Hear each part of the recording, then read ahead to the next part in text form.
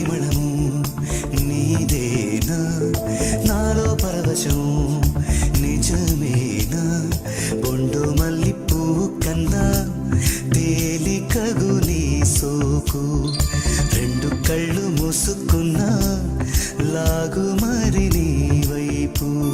సొగసును చూసి పాడగా ఎలా